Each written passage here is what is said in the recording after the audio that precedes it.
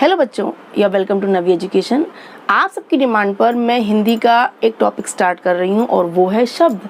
शब्द तो बहुत ही इजी टॉपिक है हिंदी का, लेकिन कुछ बच्चे कहते हैं कि मैम शब्द के टाइप्स बहुत सारे होते हैं जिससे उनको याद करना या समझना थोड़ा डिफिकल्ट होता है। आज मैं उसी शब्द टॉपिक को और उसके टाइप्स को, उसके काइंड्स को, उसके प्रकार को बहुत ही ईजी और सिंपल वे में आपको एक्सप्लेन करूँगी।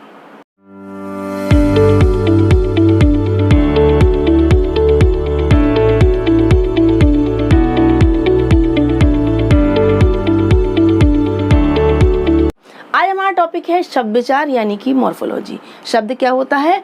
आप हिंदी की वर्णमाला में जितने भी वर्ण होते हैं, स्वर होते हैं, व्यंजन होते हैं, उन सब वर्णों, ध्वनियों या अक्षरों से मिलकर हमारा क्या बनता है?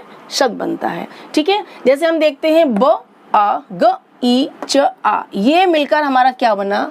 बगीचा। लेकिन यदि इनके वर्णों को हम आगे पीछे कर दें तो हमारा शब्द बनेगा, लेकिन वो क्या होगा? निरर्थक होगा। ये हमारा है सार्थक यानी कि मीनिंगफुल शब्द है। उसका अर्थ है बगीचा माने गार्डन। लेकिन यदि हम कह दें च ब गी, कुछ भी आगे पीछे कर दें तो यानी कि वो क्या होगा? उसका कोई सेंस नहीं होगा, मीनिंग नहीं होगा, अर्थ नहीं होगा, तो वो शब्द क्या हो जाएगा? निरर्थक हो जाएगा। ओके, अब देखिए ऐसे ही क आ ल आ म अ, इसको मिलकर क्या बना? कलम बना। ये हमारे होते हैं शब्द। अब इन शब्दों का हम वर्गीकरण करते हैं, उनके भेद देखते हैं, और आप बिल्कुल भी कंफ्यूज ना हो क्योंकि बहुत सिंपल टाइप्स हैं। मैं आपको बहुत ही इजी वे में इनको एक्सप्लेन करूंगी। फर्स्ट हमारा है अर्थ के आधार पर यानी मीनिंग के आधार पर। नेक्स्ट है रचना के आधार पर यानी क्रिएशन के आधार पर। उत्पत्ति के आधार पर यानी कि कहाँ से वो शब्द पैदा हुए हैं, और प्रयोग के आधार पर यानी उनके यूज के आधार पर। ठीक है, आज मैं आपको इस वीडियो में 2 टाइप्स एक्सप्लेन करूंगी, अर्थ के आधार पर और रचना के आधार पर, और नेक्स्ट वीडियो में मैं आपको उत्पत्ति और प्रयोग के आधार पर एक्सप्लेन करूंगी। ओके, फर्स्ट हमारा है अर्थ के आधार पर। अर्थ यानी मीनिंग के आधार पर। इसके आपके 2 टाइप्स होते हैं, निरर्थक शब्द और सार्थक शब्द। ठीक है, निरर्थक यानी कि जिन शब्दों का कोई मीनिंग ना हो, वो लैंग्वेज में, हिंदी भाषा में यूज तो हो जाते हैं अक्सर, लेकिन कोई उनका अर्थ नहीं होता है। सपोज आपको खाना नहीं खाना है तो आप अक्सर क्या बोलते हैं? मुझे खाना वाना नहीं खाना है। अब खाना वाना, खाना तो खाना है, फूड है, लेकिन वाना क्या है भाई? वाना कुछ नहीं है। लेकिन हम कभी कभी फ्लो में ऐसे वर्ड बोल जाते हैं जिनका कोई भी मीनिंग नहीं होता है। खाना वाना, चाय वाय, मुझे चाय वाय नहीं पीनी है, कपड़े वपड़े नहीं धोने हैं। इस टाइप के वर्ड जो हम साथ में ऐड कर देते हैं, वाना, वाय, वपड़े, ये क्या है? ये निरर्थक वर्ड हैं क्योंकि इनका कोई मीनिंग नहीं है। अब सार्थक यानी कि जिनका मीनिंग होता है, इनको हम 6 टाइप्स में डिवाइड करते हैं। ठीक है, पहला होता है एक अर्थी यानी एक अर्थ देने वाले, सिंगल मीनिंग देने वाले शब्द, जिन शब्दों का केवल एक ही मीनिंग होता है और कोई अर्थ नहीं होता है। जैसे देश, संसार, नदी, पर्वत, अपराध, इन शब्दों का सिंगल मीनिंग है, इनको हम कहते हैं एकार्थी। नेक्स्ट हमारा है अनेकार्थी यानी एक शब्द के अनेक मीनिंग होते हैं, सेंटेंस के हिसाब से उनके मीनिंग यूज होते हैं। जैसे आपका अर्थ यूज करते हो आप, अर्थ का मीनिंग क्या होता है? आप कहते हो मतलब, मीनिंग। ठीक है, इसका एक मीनिंग धन भी होता है, अर्थ को हम धन भी कहते हैं, यानी कि पैसे के लिए, धन के लिए भी हम अर्थ का यूज करते हैं। प्रयोजन यानी कि किसी कारण के लिए भी हम यूज करते हैं। इसी टाइप से अर्थ के और भी अनेक मीनिंग होते हैं। अब देखिए जैसे आपका शब्द है नव।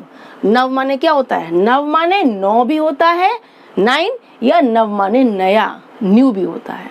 ठीक है, ऐसे शब्द जिनके अनेक मीनिंग हो, अलग अलग कई मीनिंग हो, उन्हें कहते हैं अनेकार्थी। ठीक है, नेक्स्ट हमारा है पर्यायवाची यानी सिनोनिम्स, यानी एक शब्द के सेम मीनिंग वाले कई शब्द। ये होते हैं अनेक मीनिंग वाले, लेकिन ये होते हैं आपके सेम मीनिंग वाले यानी समानार्थी, इन्हें कहते हैं पर्यायवाची।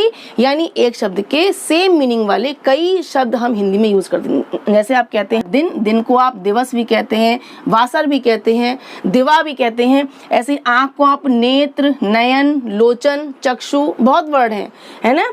ये आपके क्या हुए? पर्यायवाची। इसी टाइप से आपके अनेक शब्द होते हैं जिनके सेम मीनिंग वाले कई वर्ड हम हिंदी में यूज करते हैं। नेक्स्ट आपके आए विलोम यानी कि एंटोनिम्स, यानी उल्टे अर्थ वाले, यानी विपरीत अर्थ वाले, विपरीतार्थक भी कहते हैं। सरल का जैसे कठिन है, नया का पुराना है, आज का कल, इस टाइप के आपके बहुत सारे विलोम शब्द हैं जो आपके हिंदी भाषा में यूज किए जाते हैं। नेक्स्ट आपका है श्रुति सम भिन्नार्थक, यानी श्रुति सम माने सुनने में समान लेकिन अर्थ उसका डिफरेंट है। वर्ड सुनने में सेम लग रहा है लेकिन उसका मीनिंग क्या हो, अलग हो, वो कहलाते हैं श्रुति सम भिन्नार्थक शब्द।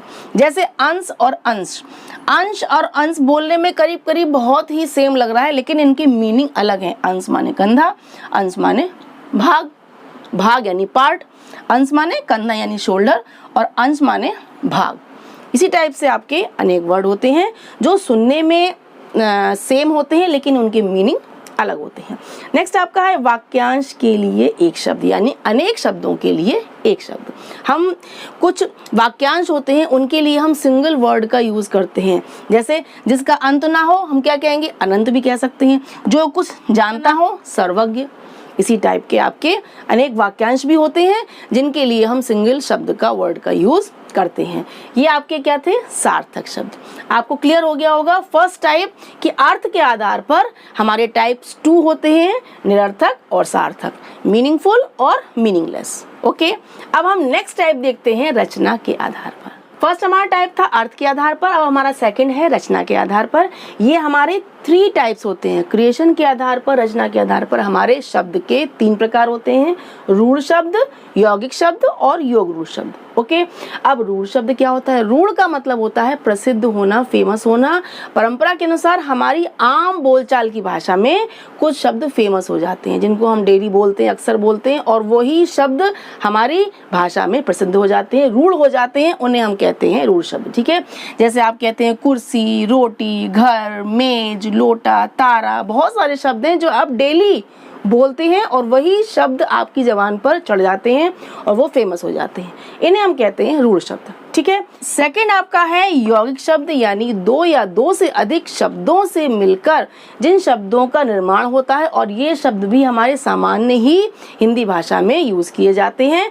जैसे आपने कहा धनवान, विद्यालय, मिठाई वाला, सब्जी वाला, अनाथालय, पाठशाला, रसोई घर, ये शब्द ऐसे हैं जो 2 या 2 से अधिक शब्दों को जोड़कर बनते हैं और इन शब्दों के खंड करने पर उनका अर्थ निकलता है। ठीक है, अब थर्ड आपका है योग रूढ़ शब्द। ये योग रूढ़ शब्द भी 2 या 2 से अधिक शब्दों से मिलकर ही बनते हैं लेकिन ये अपना एक विशेष अर्थ दे जाते हैं। ये तो आपके सामान्य अर्थ देते हैं लेकिन योग रूढ़ शब्द जो होते हैं ये अपने विशेष अर्थ के लिए प्रसिद्ध हो जाते हैं और उनको हम विशेष अर्थ के लिए ही हिंदी भाषा में यूज करते हैं। जैसे आप कहते हैं पीताम्बर, किसके लिए यूज करते हैं आप? कृष्ण के लिए यूज करते हैं। चंद्रशेखर, शंकर जी के लिए यूज करते हैं। नीलकंठ, शंकर जी यानी शिव जी के लिए यूज करते हैं। पंकज माने हम कमल, कमल के लिए पंकज यूज करते हैं। लंबोदर हम गणेश जी के लिए। यानी कि ये होते तो यौगिक हैं लेकिन अपने विशेष अर्थ के लिए ये बन जाते हैं योग रूढ़ शब्द, क्योंकि ये अपने विशेष मीनिंग के लिए, अर्थ के लिए प्रसिद्ध हो जाते हैं।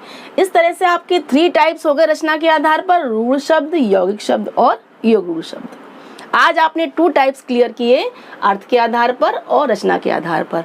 अर्थ के आधार पर आपके कौन से थे? सार्थक और निरर्थक, और रचना के आधार पर हैं रूढ़ शब्द, यौगिक और योग रूढ़ शब्द। अब मैं अपनी नेक्स्ट वीडियो में आपको उत्पत्ति और प्रयोग के आधार पर जो शब्द के प्रकार हैं उनको क्लियर करूंगी। Bye bye, keep watching.